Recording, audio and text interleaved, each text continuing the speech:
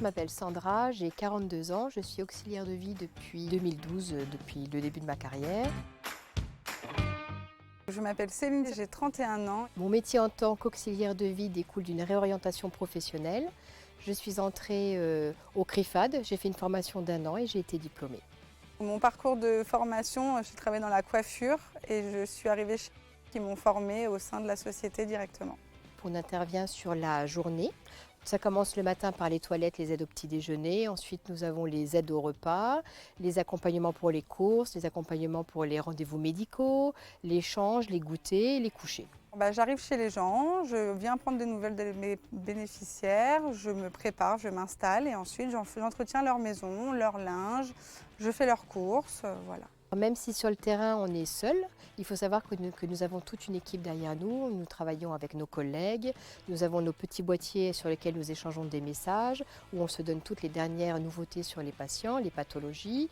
Nous avons les infirmières coordinatrices, les coordinatrices du bureau, et puis le patron évidemment en cas de problème. J'ai un lien avec mes collègues quand on vient chez les bénéficiaires et on a un classeur de liaison pour discuter des éventuels événements qui peuvent se passer chez nos bénéficiaires. Ce qui m'épanouit le plus dans mon métier, c'est d'être utile, de rendre service, d'intervenir chez les gens, de leur apporter un lien social. Ils ne sont pas seuls, ils ne sont pas isolés. Le lien que je peux avoir avec mes bénéficiaires, leur venir en aide, leur permettre de rester chez eux le plus longtemps possible. Être leur rayon de soleil, tout simplement. Voilà, on accompagne quelqu'un tout au long de sa vie. Si une personne souhaite faire ce métier, il faut avoir envie d'être là pour la personne, les écouter, leur venir en aide.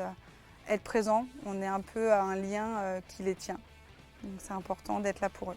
Alors pour faire le métier d'auxiliaire de vie, il faut être disponible, il faut aimer les gens, il faut aimer le contact social, il faut pouvoir être réactif et voir tout de suite le changement de pathologie ou le changement d'humeur chez la personne aidée. Parce que le matin, la personne peut aller très bien et puis l'après-midi, on peut sentir qu'il y a un petit quelque chose qui fait que ça ne va pas. Il faut vraiment être attentif. Il faut savoir s'adapter, il faut savoir être réactif. On a plusieurs personnes, donc on ne peut pas être pareil avec les mêmes personnes, les mêmes pathologies. Vous avez la personne handicapée, vous avez la personne qui a des troubles cognitifs. Il faut savoir s'adapter à chaque type de personnalité. J'ai pas forcément d'anecdotes à vous raconter, par contre voilà, nous avons un lien particulier avec nos bénéficiaires, on est un peu leurs confidents, on parle beaucoup avec eux, c'est ce qui du coup nous plaît vraiment dans ce travail-là. Nous avons aidé avec toute une équipe de collègues à refaire marcher une jeune qui était tombée de cheval et qui avait été donc tombée dans le coma. Elle était vraiment paraplégique et on l'a, à force d'entraînement et puis d'encouragement, on a réussi à faire qu'elle remarche.